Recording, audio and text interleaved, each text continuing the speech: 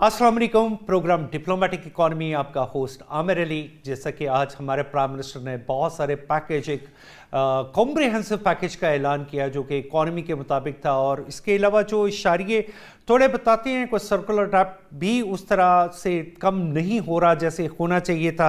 लोग उसके बारे में भी कुछ सोच रहे थे। एसएमईज़ के बारे में जिक्र किया हमारे प्राइम मिनिस्टर ने। इसके अलावा पावर सेक्टर को, यानी कि प्राइस बिजली की कम की गई है, ये एक बहुत बड़ा रिलीफ है इंडस्ट्री के लिए। इन सारी चीज़ों पर डिस्कस करने के लिए हमने बुलाया है। हमारे साथ मौजूद हैं डॉक्टर शाहिद हसन सिद्दीकी साहब, माहिर मुआशियात हैं, बल्कि बड़े एक सीनियर इकोनॉमिस्ट हैं, और इनका पूरे पाकिस्तान में नहीं बल्कि पाकिस्तान से बाहर भी एक बहुत अच्छा मुकाम है। We welcome to you our show sir. Doctor साहब, आप कैसे हैं? बहुत शुक्रिया आपका, अल्हम्दुलिल्लाह। डॉक्टर साहब, जैसे आज आपने प्राइम मिनिस्टर की जो तकरीर सुनी होगी, उन्होंने कुछ पैकेज, और पैकेज में ख़ास तौर पे जो उन्होंने जिक्र खैर किया है कि रिलीफ दे रहे हैं फॉर पावर सेक्टर, और वो भी इंडस्ट्री के लिए। तो डू यू फील कि सम symptoms are going in a right directions? जनाब, सूरत हाल ये है कि ज़रा सा अगर हम एक सेकंड के लिए देख लें कि इस वक्त हमारी सूरत हाल क्या है, तो जवाब हमें खुद ब खुद मिल जाएगा। देखिए, पिछले 2.5 वर्षों में अगर आप देखें तो पाकिस्तान का जो स्टॉक एक्सचेंज है, उसमें जो मार्केट कैपिटलाइजेशन में इजाफा हुआ है वो है 12,000 अरब रुपए से ज्यादा। तो ये 12,000 अरब रुपए से ज्यादा जो इजाफा हुआ, इसको कमाया है एक छोटे से मुख्तसर तबके ने। लेकिन उसके मुकाबले में अगर आप देखें तो शरह नमू हमारी सुस्त रही, सनतें बंद हुई, ताजिर बरादरी जो है ना, पहले दरखास्त की, फिर एहतजाज किया, फिर गिड़गिड़ाने पर आ गए कि जनाब बिल्कुल हम तो तबाह बर्बाद हो जाएंगी।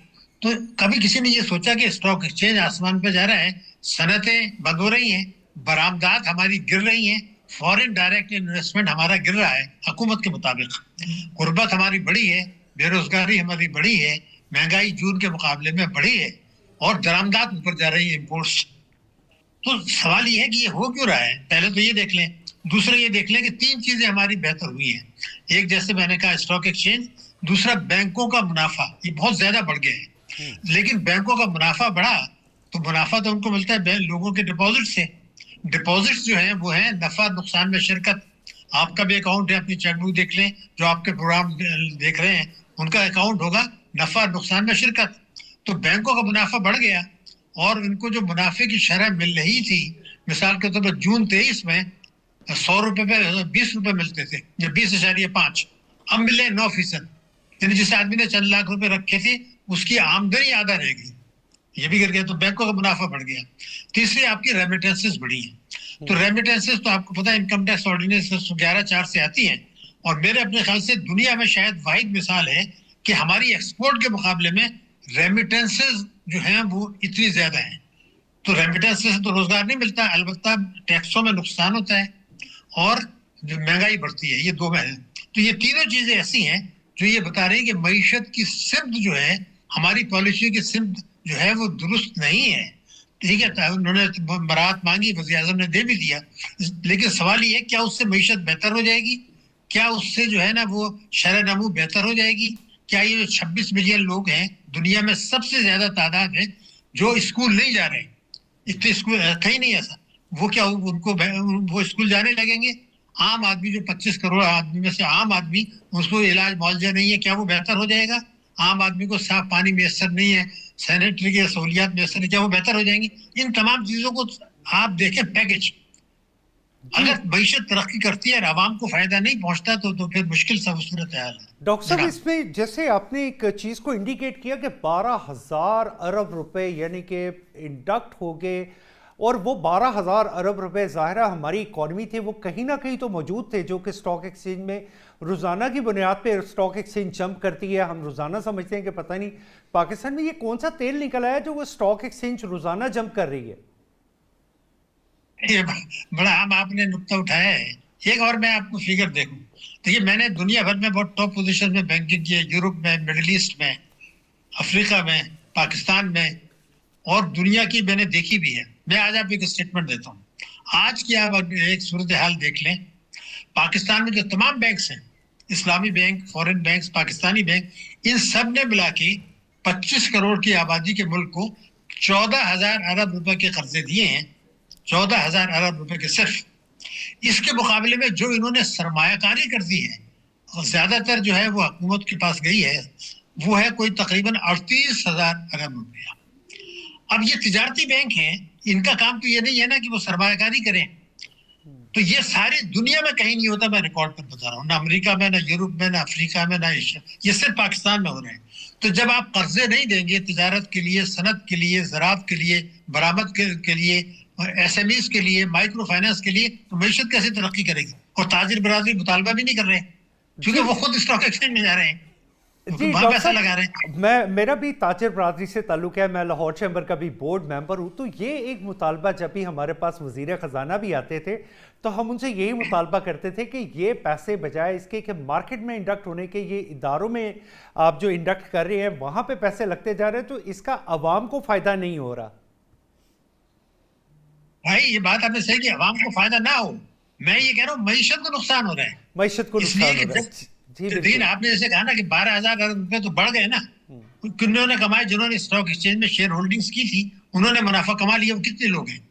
لیکن جب معیشت میں ترقی نہیں کی تو لوگوں کو روزگار نہیں ملا، غربت بڑھی، بے روزگاری بڑھی، مہنگائی بڑھی، تو جب تک آپ برآمد کنندگان کو، تاجروں کو، صنعت کاروں کو، ایس ایم ایز کو، مائکرو فائنانس کو، کہ گھریلو خواتین کو، کسانوں کو قرضے نہیں دیں گے، یا وہ نہیں لیں گے خود، تو پھر معیشت کیسے ترقی کرے گی؟ پھر غربت کیسے کم ہوگی؟ ڈاکٹر اس کا صاحب، مطلب یہ ہے کہ ڈاکٹر جی صاحب آج کی سپیچ جو میں نے پرائم منسٹر کی سنی ہے صبح، آج اس کے بعد ظاہر ہے ہم یہ پروگرام ریکارڈ کر رہے ہیں، جب میں نے پرائم منسٹر کو دیکھا کہ ان کے سامنے انہوں نے کہا جی میرے سامنے یہ سارے کمرشل بینک والے بیٹھے ہیں، آپ لوگوں نے، وہ تقریباً وہی لینگویج بول رہے تھے جو آپ لینگویج یوز کر رہے ہیں، انہوں نے بھی یہی کہا کہ جی آپ نے ایس ایم ایز کو قرضے نہیں دیے، آپ نے ایس ایم ایز کو پرائرٹی نہیں دی، اور پھر خاص طور پہ انہوں نے کہا، اگزامپل دے کے کہا، جاپان کا، ساؤتھ کوریا کا ذکر کیا، اور بھی کچھ ملکوں کے نام لے کے انہوں نے ذکر کیا کہ وہاں پہ جو ترقی ہوئی ہے وہ ایس ایم ایز کی وجہ سے ہوئی ہے، اور انہوں نے کہا جی کہ ایس ایم ای ہی وہ سیکٹر ہے جو آپ کی ریڑھ کی ہڈی ہے۔ لیکن آج چلے گورنمنٹ یہ بات کہہ رہی ہے، بٹ یہ تو بات کاروباری ادارے تو بڑی دیر سے کہہ رہے ہیں، جیسے جتنے بھی پلیٹ فارم ہے سچ ایز ایسوسیشنز، چیمبرز، یہ تو بڑی دیر سے یہ بات کہہ رہے ہیں کہ آپ فیسیلیٹیٹ اس کو نہیں کر رہے، انڈسٹری کو نہیں کر رہے، خاص طور پہ ایس ایم ایز کو۔ دیکھیے بات یہ تھی کہ یہ تو ایک سیاسی بات ہے نا، اس لیے کہ جب اسٹیٹ بینک، مطلب جب ہم پاکستان میں بینکنگ کیا کرتے تھے تو اسٹیٹ بینک یہ کہا کرتا تھا کہ جناب آپ نے اتنے چھوٹے کسانوں کو دینے ہیں، اتنے اسمبلیز کو دینے ہیں، اگر آپ نہیں دیں گے تو آپ کو جرمانہ ہوگا۔ اب یہ ایک ملی بھگت ہو گئی ہے، اسٹیٹ بینک کمزور ہو گیا، ریگولیٹری باڈیز کمزور ہو گئی، تاجر صنعت کار جو ہیں وہ پاورفل ہو گئے، ایسوسیشن پاورفل ہو گئی، یہ حکومت میں بھی آ گئے۔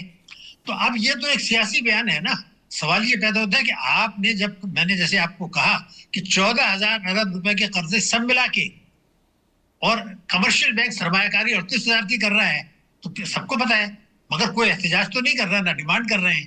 تو یہ تو سیاسی نعرہ ہے، آپ کو بھی پتا ہے کہ آپ 95-96 سے میں جب باہر سے آیا تھا جب سے میں دیکھ رہا ہوں کچھ نعرے لگائے جاتے ہیں، کیا ہے؟ ٹیکسوں کی چوری روکی جائے گی، ٹیکس دہندگان کا دائرہ وسیع کیا جائے گا، ٹیکس مشینری کی اصلاح کی جائے گی، وہ tax G D P ratio گر گیا ہے نا۔ تو یہ تو سیاسی باتیں ہیں نا، بات یہ تھی کہ آپ احکامات کیوں نہیں جاری کرتے؟ احکامات جاری کریں کہ آپ مائکرو فائنانس اتنا دیں گے، کسانوں، چھوٹے کسانوں کو اتنا دیں گے، تعلیم کا اتنا بجٹ رکھیں گے، وہ نہیں کر رہے ہیں، تو یہ وہ سب کچھ سیاسی اس ہو کے گئی۔ مطابق، یعنی بینکنگ سسٹم میں یہ ساری چیزیں موجود تھیں جو آپ چیز بتا رہے ہیں کہ ایجوکیشن سیکٹر میں، ریسرچ کے سیکٹر میں، اور کسانوں کے لیے، ایس ایم ایز کے لیے، یعنی اس کو بائفرکیٹ کیا گیا تھا کہ اتنے پرسنٹ یہاں پہ انجیکٹ ہوں گے پیسے۔ کیا ایسا ہی ہے جیسا میں نے آپ سے کہا ہے؟ دیکھیے ایک ہوتے ہیں بیانات دینا کہ ہم کرپشن کو جڑ سے اکھاڑ پھینکیں گے، ایک ہوتا ہے نیب کے دانت توڑ دینا۔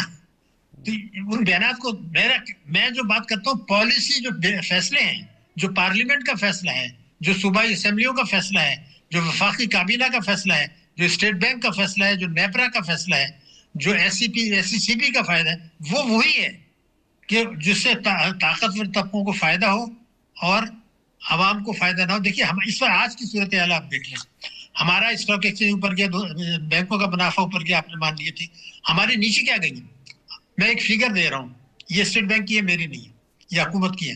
پچھلے جو ہے 7 برسوں میں آپ دیکھیں، ہمارا جو اسٹاک وہ ہے ہمارا برآمدات، اس میں اضافہ ہوا $7 ارب، $7 بلین، 7، اور ہمارے ریمیٹنسز میں اضافہ ہوا $27 ارب، $27 ارب۔ ابھی 27 ارب ڈالر ریمیٹنس بڑی ایسی دنیا میں کہیں نہیں ہوتا. تو آپ برآمدات تو بڑھا ہی نہیں رہے ہیں, نہ برآمدات بڑھانا نہیں چاہتے. ابھی آپ دیکھ لیں جولائی ٹو دسمبر آپ کی برآمدات گری ہیں, ایف ڈی آئی بھی گرے ہیں. تو یہ کیا ہو رہا ہے کہ معیشت کی شرح نمو سست, برآمدات گر رہی ہیں, ترسیلات بڑھ رہی ہیں, امپورٹس بڑھ رہی ہیں, تعلیم کا بجٹ کم ہو رہا ہے, صحت کا بجٹ کم ہو رہا ہے, ترقیاتی اخراجات کا بجٹ کم ہو رہا ہے, اور بے روزگاری بڑھ رہی ہے, حکومت خود تسلیم کر رہی ہے, غربت بھی بڑھ رہی ہے. تو یہ ایک ہمارا ماڈل خراب ہے. لیکن سیاسی بیانات کو اگر آپ لیں گے تو بڑا مشکل ہو جائے گا. ہمیں وہ دیکھنا ہے پالیسی کے فیصلے کیا ہیں. ڈاکٹر صاحب بالکل آپ نے دو چیزیں بڑی پیاری انڈیکیٹ کی ہیں, لیکن I want you to elaborate it little more. ایک آپ نے ذکر کیا ہے فارن ریمیٹنس ہماری زیادہ ہیں اور ہماری ایکسپورٹس کم ہے. بالکل کوئی فگر بھی اگر کوئی $32 بلین اور شاید $42 بلین کچھ اس طرح کر کے ڈس بیلنس فگر ہے. اور اس کے ساتھ آپ نے دوسرا جو ذکر کیا وہ ہماری گروتھ ہے, ہماری جی ڈی پی کی گروتھ ہے, جسے ایکسپیکٹ کیا جا رہا ہے 3.something%. تو یہ 3.7% بھی اگر آتی ہے, میں ایک ایگزامپل دے رہا ہوں, تو اس میں سے 2.5% تو میرا خیال ہے آپ کی جو پاپولیشن گروتھ ہے وہ بھی تو ساتھ چل رہی ہے نا. آپ نے بڑی اہم بات کی عامر صاحب. میں ایک بات کہنا چاہتا ہوں, ریمیٹنسز یہ ہیں کہ پاکستان میں لوگوں کا آپ کو پتا ہے کوئی 70-80 ہزار ارب روپیہ جو ہے وہ بلیک منی ہے. انڈر انوائسنگ بھی ہو رہی ہے, اوور انوائسنگ بھی ہو رہی. تو بہت سے لوگ اس پیسے کو ہنڈی حوالے سے یا مختلف طریقوں سے باہر بھیج دیتے ہیں. وہ پیسہ پھر پاکستان واپس آتا ہے. ایک قانون ہے انکم ٹیکس آرڈیننس 111(4). اس میں یہ ہے کہ آئی ایس آئی یہ کوئی بھی نہیں پوچھ سکتا سوائے اسٹیٹ بینک کے, جو نہیں پوچھتا. تو اگر سعودی یو اے ای سے ایک ڈرائیور $1 لاکھ یہاں بھیج دے, کوئی پوچھ نہیں سکتا اس سے کہ بھائی $1 لاکھ کہاں سے آ گیا آپ کے پاس.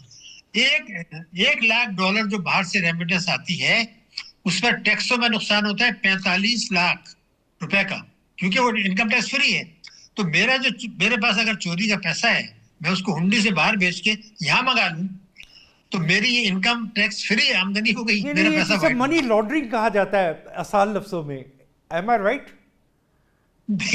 منی لانڈرنگ جب آپ نے کہی دیا, اور یہ ہے بھی, مجھے جو خوف ہے, اور مجھے پتا ہے آپ کو پتا ہے جو جس طرح سے آپ کے چہرے پہ مسکراہٹ ہے, کہ اگر ایف اے ٹی ایف نے کبھی گردن سے پکڑ لیا کہ بھائی یہ تو منی لانڈرنگ ہو رہی ہے, اور آپ کہتے ہیں باہر سے پیسہ آ رہا ہے, تو کہاں سے آ رہا ہے, کسی اور ملک میں تو اتنا نہیں آ رہا.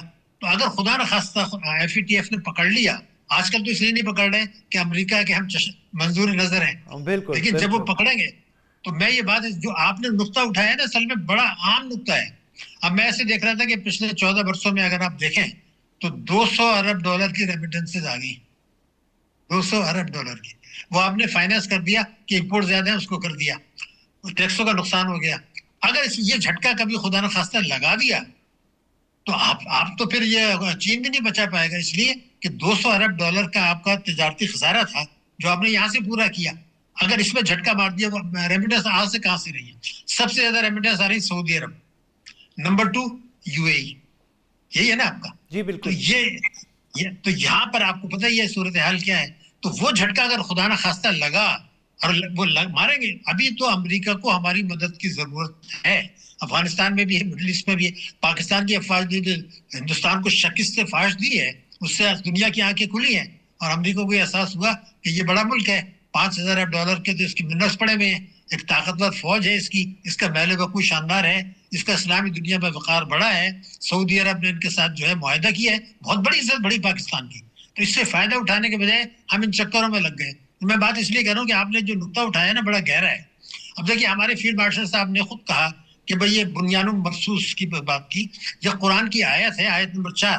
ہمیں فتح نصیب ہوئی, یہ تو آپ مانتے ہیں اللہ کی مدد سے ہوئی, ورنہ بھارت کو شکست ہے نا. لیکن جب بنیان مرصوص کی آپ بات کرتے ہیں, آیت نمبر 4 سورہ صف کی, تو میں نے جب اس کو آگے پڑھا تو اللہ تعالیٰ کیا فرما رہے ہیں, ذرا آنکھیں کھلنی چاہیے. اللہ تعالیٰ فرماتا ہے اسی میں کہ بھئی ٹھیک ہے آپ نے جان کی قربانی دے دی ہم نے جان کی قربانی, اب آپ مال کی قربانی بھی دیں. مال کی قربانی کا مطالبہ کیا مطلب ہے کہ آپ برات مت مانگیں, آپ ٹیکس چوری مت کریں, کیونکہ آگے چل کے پھر سورہ صف پہ کیا کہا گیا ہے, نصر من اللہ فتح قریب, آپ کو فتح اس وقت نصیب ہوگی جب آپ یہ کام کریں گے.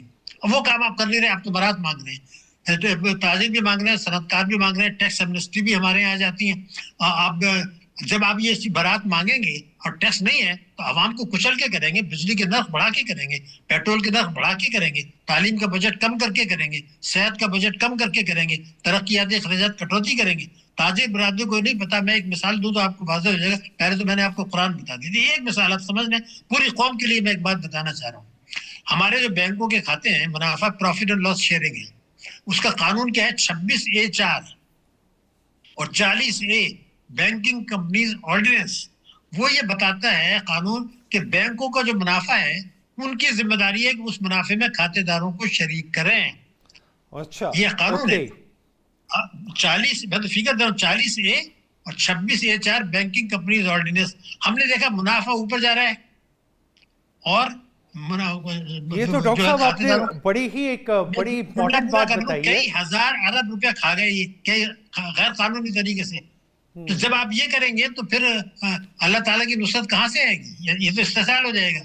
تو میں اس لیے کہ جملہ کہنا چاہ رہا ہوں کہ پاکستان ایک طاقتور ملک ہے.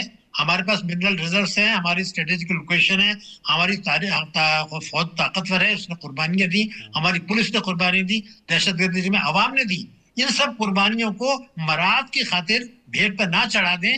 ابھی اس کو ہمیں آگے جا کے کمپیٹ کرنا ہوگا دنیا سے. خاص طور سے اب بھارت نے معاہدہ کر لیا, آپ کو بھی پتہ ہے, جو ہے یورپین یونین سے.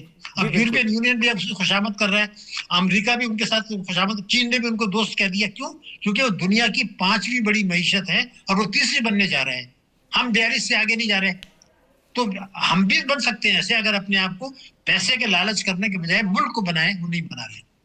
جی بالکل ڈاکٹر صاحب, آپ نے بڑی تفصیل سے ہمیں یہ بتایا. آپ سے تو جتنی باتیں کر لیں علم اتنا ہی بڑھتا جاتا ہے, لیکن ہم آپ کا بہت شکریہ ادا کریں گے کہ آپ ہمارے پروگرام میں تشریف لائے. اس سے پہلے کہ ہمیں ایک چھوٹی سی بریک کے لیے جانا, we have to be back right away. Stay with us. Welcome back to our program diplomatic economy. اور ابھی ہمیں جوائن کیا ہے after the break doctor Qais Aslam نے, جو کہ ایک بڑے ماہر معاشیات ہیں, جو میری بھی انسپریشن ہے. میں بھی ان سے بہت کچھ سیکھتا ہوں. ڈاکٹر صاحب welcome you to our show. اور جیسا کہ آپ نے سنا ہے, we only based on economy, کے جو اکانومی پہ بات ہو رہی ہے.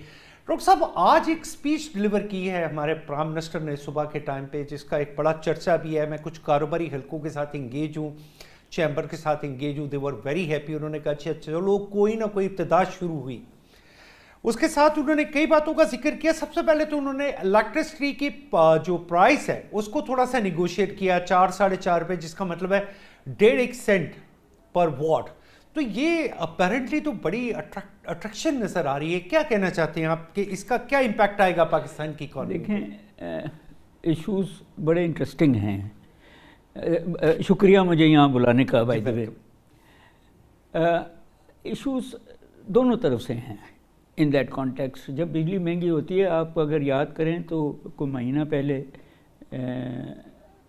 آپ کے فائنانس منسٹر نے سے سوال پوچھا ہے کہ فورن کمپنیاں جا رہی ہیں, تو انہوں نے یہی کہا کہ بجلی بھی مہنگی ہے اور ٹیکس کا نظام بھی ایسا ہے. تو ہاں کچھ کمپنیاں یہاں سے چھوڑ کے گئی ہیں ان دیٹ کانٹیکسٹ. دوسری بات یہ, سو انڈسٹری کو چاہیے ایسی کاسٹ پہ بجلی جس پہ وہ بنا بھی سکیں اور ایکسپورٹ بھی کر سکیں اور کمپیٹیٹیو بھی ہوں. تو آئی ہوپ کہ وہ جو کیلکولیشن ہے اس میں یہ آتا ہو کہ اب انڈسٹری جو ہے وہ ریوائول کی طرف جائے. پرابلم یہ نہیں ہے, پرابلم 3% گروتھ 3.7, پرابلم یہ ہے کہ ٹو سلو. آپ نے شاید وہ پاپولیشن کی بات کی تو اسے ڈبل کی ہمیں چاہیے, مگر جب ہم 6% گروتھ پہ جائیں گے تو پھر بجلی بھی استعمال ہوگی, پھر انرجی ریسورسز, ہیومن ریسورسز جو شاید ہمارے پاس اس وقت اس لیول پہ نہیں ہیں جس لیول پہ ہونی چاہیے, ٹرانسمیشن لائنز نہیں ہیں and such forth. But the point you are making یا آئی ایم میکنگ, میں ایک بات کہنا چاہ رہا ہوں کہ مجھے بڑی خوشائن بات ہے کہ ہمارے پرائم منسٹر یا ہمارے پولیٹیشنز کو پرابلمز پتہ ہیں. جب وہ اسپیچز ایسی کرتے ہیں تو یہ پتہ لگتا ہے کہ وہ پرابلم پتہ ہیں ان کو. اب سوال تو یہ ہے کہ وہ پالیسی, وہ ڈائریکشن, میں اس کو انگریزی کا ایک محاورہ ہے put your money where your mouth is, کہ جب تک انسینٹیو پرائیویٹ سیکٹر کو یا پاورٹی ایلیویشن کو یا وہ صرف بینک آئی پی پیز ٹیکسٹائل پہ تو نہیں چلنا نا اکانومی نے. اکانومی میں جو نمبر 1 فیکٹر ہے وہ یوتھ ہے. اس کا میں ایجوکیشن کی بات نہیں کر رہا, میں اسکل انہانسمنٹ 21ویں صدی کی اسکل انہانسمنٹ کی بات کر رہا ہوں. ان لوگوں کی جو اسکول نہیں جاتے, شاید وہ لکی ہے جو اسکول نہیں جاتے, جو اسکول جاتے ہیں ان کا تو کوئی حال نہیں ہے in that context.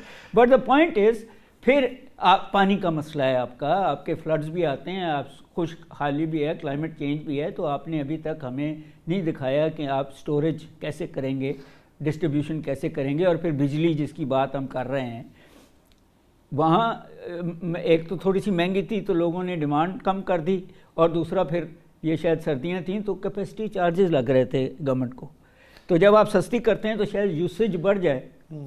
ہاں, تو انہوں نے کچھ کمپنسیٹ کرنے کی کوشش کی ہے. لیکن ڈاکٹر صاحب ایک چیز اگر میں ایک انڈیکیٹر دیکھوں کہ 2023 میں جون میں ہمارے ریزروز لو ترین, یعنی بالکل we were about to collapse economically, $4 billion something اس کے ارد گرد کی کوئی فگر بولی جاتی ہے. But today we are in a position جہاں پہ ہم $21 بلین پلس ہیں, اینڈ وی آر ایکسپیکٹنگ کہ by the June we will cross $25 billion barrier, 25-26 billion ہمارے پاس ریزرو ہوں گے. تو یہ کوئی انڈیکیٹر پازیٹیو نہیں نظر آتے آپ کو کہ ہم we are moving in a right direction? بالکل پازیٹیو ہے. حالانکہ جو کرٹیسائز کرتے ہیں وہ یہ بھی کہتے ہیں کہ 3 بلین سعودی عرب کا ہے, کچھ یو ای کا ہے, کچھ ہے. بٹ یہ ایشو نہیں ہے نا جی. ایشو تو یہ ہے کہ میں چیزوں کو اور طریقے سے دیکھتا ہوں. میں دیکھتا ہوں کہ irrespective of the political party, یہ آپ کی ڈیموکریٹک انسٹیٹیوشنز کا ٹرسٹ ہے. Yes, that is very continuation of democracy جو ہے نا, کہ مشرف کے بعد پیپلز پارٹی کی گورنمنٹ آئی, بے شک پرائم منسٹرز بدلے, مسلم لیگ کی گورنمنٹ آئی, بے شک پرائم منسٹر بدلے, پارلیمنٹ آپ کی جو ہے وہ ایک خاص ڈائریکشن میں ہے, اور یہ انٹرنیشنل انسٹیٹیوشنز جو آپ کی ریٹنگ, جو آپ کے کو قرضے, یا آپ کے دوست ملک جو آپ کو سپورٹ دیتے ہیں, یا پاکستانی باہر جو بیٹھے ہیں جو اپنی فیملیز کو بھیج رہے ہیں, وہ ٹرسٹ کر رہے ہیں نا. آپ دیکھیں ڈالر بھی کانسٹنٹ 278-280 کے قریب, وہ 30 روپے جو فلکچویٹ کرتا تھا وہ نہیں کر رہا. تو اچھا ڈاکٹر صاحب, بڑے سالوں تک یہ نیگیٹو فارمیٹ میں جاتا تھا ڈالر جو ہے وہ. ابھی آ کے مطلب میں جب سے بڑا ہوا ہوں, میں جب صبح اٹھ کے دیکھتا تھا, because I was belong to a business family, تو ہمیں پتہ چلتا تھا جی ڈالر آج 3 پیسے اپریشیٹ کر گیا, آج 5 پیسے اپریشیٹ کر گیا. بٹ سنس لاسٹ 1.5 year ہم کنٹینیوسلی ایک پازیٹیو امپیکٹ دیکھ رہے ہیں کہ صبح اٹھ کے پتہ چلتا ہے 5 پیسے ڈالر ڈیپریشیٹ ہوا ہے, اپریشیٹ نہیں ہو رہا. جی وہ نیچرلی آپ کی جو بیلنس آف پیمنٹ ہے اسی پہ ڈالر نے وہ کرنا ہے نا, کہ آپ کا اگر بیلنس آف پیمنٹ آپ نے امپورٹس کو روک لیا کسی سطح پہ, آپ نے حالانکہ بہت زیادہ بڑی نہیں ہے, مگر ایکسپورٹس کو بڑھنے کی کوشش کی, حالانکہ صرف ٹیکسٹائل تھی اینڈ سچ فورتھ, مگر ریمیٹنسز آپ کی 38-40 بلین ہو گئیں. تو وہ پھر ریفلیکٹ کرتا ہے نا اسٹیبلائزیشن آف گیپ نیرو. مگر میں آپ کو ایک بات کہنا چاہ رہا تھا, وہ اکنامک فلسفی کی ہے. کیپٹلزم, میں کمانڈ اکانومی کمیونزم کی بات نہیں کر رہا, میں کیپٹلزم کی بات کر رہا ہوں. اس میں 3 مجھے فلسفیز نظر آئی ہیں. ایک جو ہے وہ ہے انڈسٹریلائزیشن, ویلیو ایڈیشن, جو چائنا نے بھی کی ہے, امریکہ نے بھی کی ہے اینڈ سچ فورتھ. اسی کے اندر اب امریکہ اور یورپ جو ہے سروس سیکٹر میں چلا گیا ہے. دوسرا جو تھا وہ فائنینشیل سیکٹر کو سپورٹ دیا ہم نے. میرا خیال ہے کہ بینکنگ, انشورنس, وہ اسٹاک مارکیٹ, ہم نے فائنینشیل سیکٹر سے وہ گروتھ لینے کی کوشش کی ہے, سروس سیکٹر سے لینے کی کوشش کی ہے, جس کی وجہ سے میرے جیسے لوگ جو ہیں وہ کہتے ہیں کہ چند لوگوں کو فائدہ ہوا ہے, ساری قوم کو فائدہ نہیں ہوا. اس میں تیسری فلسفی جس میں بھی ہوں, ڈاکٹر صاحب بھی تھے, وہ ہے ڈیولپمنٹ, کہ آپ پاورٹی ایلیویشن کے پروگرامز آپ کے کیا ہیں, آپ کی فار فلنگ ایریاز کو جو کنیکٹیوٹی ہے, آپ کا جو ایس ایم ایز ہیں, آپ کی جو کاٹنج انڈسٹری ہے اس کو انٹرنیشنل مارکیٹ سے کیسے آپ نے لنک کیا ہے اینڈ سچ فورتھ. یہ اکنامک فلاسفی کا میرا یہ خیال ہے کہ جب تک ری وزٹ آپ کی پارلیمنٹ میں اکنامک فلاسفی اور تو پھر آپ کی ڈائریکشن, اور اس میں میرا اپنا خیال ہے قصور آپ کے انڈسٹریلسٹ کا ہے کہ وہ بیک بینچز رہے, وہ اکنامک فلاسفی میں انہوں نے اس طریقے سے گورنمنٹ کو ہیمر نہیں کیا. میں ویسے آنیسٹلی ایک چیز میں نے جو آبزرو کی ہے, میں نے تھوڑا سا اس بزنس کمیونٹی میں نے یہ آبزرو کیا ہے کہ بہت سارے جو ہمارے انڈسٹریلسٹ ہیں وہ بیک بینچر کے ساتھ ساتھ لیک آف انفارمیشن پہ بھی کھڑے ہوتے ہیں. انہیں بہت ساری چیزوں کا یہ نہیں پتہ ہوتا کہ ایگزیکیوشن آف دا پروجیکٹ وہ ایک علیحدہ سبجیکٹ ہے. ڈاکٹر صاحب, یہ جو ایس ایم ایز کے لیے پیکج دیا ہے آج ہمارے پرائم منسٹر نے, اور انہوں نے بڑا اپنے کمرشل بینکس کو بڑا ہلا کے کہا ہے کہ تمہارے پاس S M Es backbone, اور انہوں نے اگزامپل دی جاپان کی, کوریا کی, اس طرح کر کے چائنا کی. تو وائی ناٹ یہ ایس ایم ایز کے بارے میں یہ آج انہیں سوچ آئی ہے یا پہلے بھی آنی چاہیے؟ نہیں, یہ سوچ ہمیشہ سے تھی, ہر گورنمنٹ میں رہی ہے. وہ میرا یہ خیال ہے کہ آپ کی ایس ایم ایز اور پالیسی میکرز کے درمیان ایک سپنج ہے جس کو ہم بیوروکریسی کہتے ہیں. وہ فائنینشیل انسٹیٹیوشنز کی بیوروکریسی ہو یا گورنمنٹ کی بیوروکریسی ہو, جو وہ ساری انفارمیشن, وہ سارا پیسہ اس جو گورنمنٹ یا فائنینشیل انسٹیٹیوشن کو کہا جاتا ہے کہ وہاں پہنچاؤ, وہ نہیں پہنچتا, اور اس کی کچھ کلچرل اینڈ سوشل وجہ ہیں. یعنی آپ you mean that bureaucratic hurdles can be faced اور دے میک سم گیپ, اور کوئی وہ ایسا بفر بنا دیتے ہیں. وہ پیسہ بیچ میں پلفریج ہوتے ہوتے ہوتے ہوتے وہاں تک نہیں پہنچتا, اور جس کو پہنچتا ہے وہ بجائے انویسٹمنٹ کرنے کے وہ اپنی بیٹی کی شادی کر لیتا ہے. اچھا ٹھیک ہے, یعنی ہم ایسے بھی اس کا ہم نے یہ کانسیپٹ بنا لیا ہے نا کہ پیسے آنے چاہیے, اس سے ہم نے اپنا ایک سٹینڈرڈ دکھانا ہے بجائے ویلیو ایڈ کرنے کے کہ ابھی واپس بھی کرنے ہیں, مینوفیکچرنگ کرنی ہے سچ, وہ بھی کرتے ہوں گے. مگر جو میں نے شاید آپ سے بات پہلے بھی کی ہے کہ جب آپ, جو اچھی بات ہے کہ میرے جیسے لوگوں کو بھرتی کریں گے, وہ سوٹ پہن کے اس کو کہیں گے کہ گاؤں میں جاؤ اور یہ گاؤں میں جا کے دیکھو کہاں کہاں پیسہ چاہیے, تو وہ نہیں جائے گا. آپ کو وہ لوگ چاہیے جو لوگوں کے ساتھ جڑے ہوئے ہیں, گراؤنڈ کے لوگ. اسی طرح غریب آدمی جو ہے وہ سنگ مرمر کی جو سیڑھیاں ہیں, بینک کی 2 گارڈ کھڑے ہیں, وہ ویسے ہی ڈرتا ہے اندر جاتے ہوئے کہ کوئی روک نہ لے. وہ ہمارا تو وہ ایک کلچرل گیپ بھی ہے جس کو مینٹلی دور کرنا ہے بینکس نے کہ جی پیسہ ہے, لینے والے بھی ہیں, مگر وہ جو انٹرنل انٹیگریشن آف لاجسٹکس ہے, integration of that customer from the bank. ایک اور ایشو ہے جو فلاسفیکل ہے کہ ایک تھیوری ایس ایم ای کی کہتی ہے کہ 20% ایٹ لیسٹ انٹرسٹ لینا چاہیے, کیونکہ یہ جو ہے ان کے اوور ہیڈز نہیں ہوتے, نہیں اوور ہیڈز نہیں ہوتے, اس لیے ان سے زیادہ پیسے واپس لینے چاہیے. دوسری تھیوری جو اخوت کی ہے کہ نہیں, آپ ان کو امپاور کریں, ان کو پیسے دیں تاکہ وہ اکانومی. ڈاکٹر صاحب, میں نے تو دیکھا ہے, when I was staying in China for a long time, I tried to study their banking system.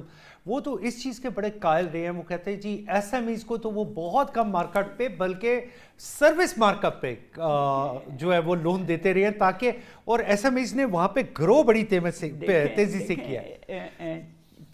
ایک چیز ہم بھول جاتے ہیں کہ چائنا کی مارکسسٹ فلسفی ہے, وہ کمیونسٹ ملک ہے, اس نے فروغ دیا ہے فری مارکیٹ کو, مگر جو انڈر لائن ہے کہ جب تک لوگوں کا فائدہ نہیں ہوتا, وہ ایجوکیشن میں ہو, وہ بزنس میں ہو, وہ ایس ایم ای میں ہو, وہ پروجیکٹ نہیں چل سکتا.